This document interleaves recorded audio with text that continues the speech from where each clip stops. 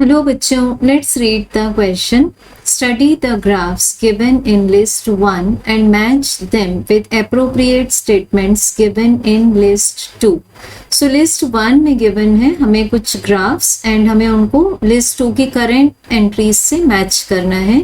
So question को हम refer कर सकते हैं NCERT 11th पार्ट 1 के पेज नंबर 42 से. सबसे पहले हम लोग फर्स्ट ग्राफ देखते हैं. This is a velocity time graph. ठीक, जो फर्स्ट ग्राफ है हमारे पास में that is the velocity time graph. अब वेलोसिटी टाइम ग्राफ में अगर हम चेक करें कि जो एरिया गिवन है वो below the time axis given है. इट मीन्स यहाँ पर जो डिस्प्लेसमेंट है वो निगेटिव है. ठीक, एक इंफॉर्मेशन मिल गई हमें. बट अगर हम इसका स्लोप चेक करें, इस लाइन को अगर हम यहाँ एक्सटेंड कर दें तो ये एक्स एक्सिस के पॉजिटिव डायरेक्शन के साथ में एक्यूट एंगल बनाती है. इट मीन्स इसका जो स्लोप है दैट इज पॉजिटिव. अब अगर स्लोप पॉजिटिव है तो डेफिनेटली यहाँ पर जो एक्सेलरेशन होगा वो भी पॉजिटिव होगा.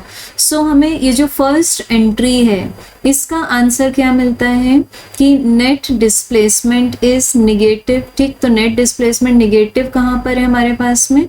एंट्री नंबर Q में. As well as acceleration is positive, entry number S. तो हमें 1 के 2 मैचिंग मिल जाते हैं, answer Q as well as answer S. अब चेक करेंगे हम लोग entry number 2 in column 1. So अगर हम इस ग्राफ को चेक करें तो इसका जो एरिया है वो कहाँ पर है? टाइम एक्सिस के ऊपर है. इट मीन्स यहाँ पर जो डिस्प्लेसमेंट है वो पॉजिटिव है एज वेल एज ये जो इसका स्लोप है वो भी पॉजिटिव है, क्योंकि ये जो ग्राफ है हमारे पास में वो एक्स एक्सिस के पॉजिटिव डायरेक्शन के साथ में एक्यूट एंगल बनाता है. So we can also say that the slope is also positive. And इस केस में भी हमें एक्सेलरेशन कैसा मिलेगा? पॉजिटिव मिलेगा. सो हम बोल सकते हैं यहाँ पर कि जो एंट्री नंबर 2 है उसका answer net displacement is positive, it means P है, as well as acceleration is positive, so S भी है. अब चेक करेंगे हम लोग entry number 3 in column number 1. So entry 3 में चेक करें अगर हम कि यहाँ पर जो एरिया हमें टाइम एक्सिस के ऊपर मिल रहा है उतना ही एरिया हमें टाइम एक्सिस के नीचे मिल रहा है. यहाँ पर हम कैलकुलेट कर सकते हैं area of the 2 triangles. Let this be triangle number 1 and this be triangle number 2.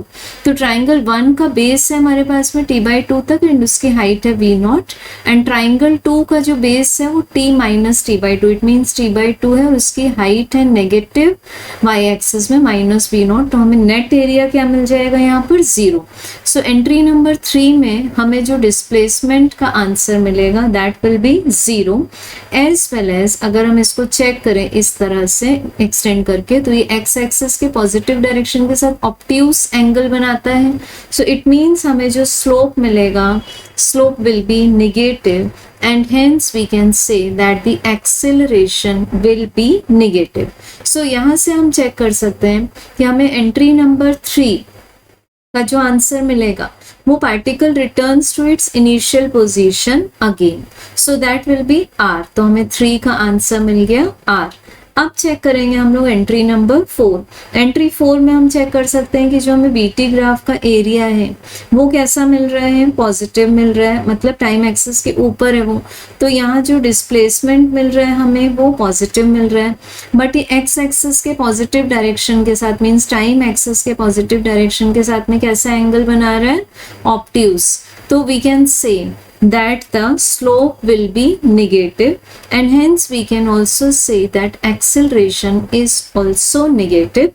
So यहाँ पर हम जो 4th एंट्री ले रहे हैं उसका आंसर हमें लिस्ट नंबर 2 में क्या मिल जाएगा? P. So 4th का आंसर मिल जाता है हमें P. तो हमें सीक्वेंस क्या मिल रहा है? QS then PS then R and the last is P. So we can check in the options that the correct answer is option 2. Thank you.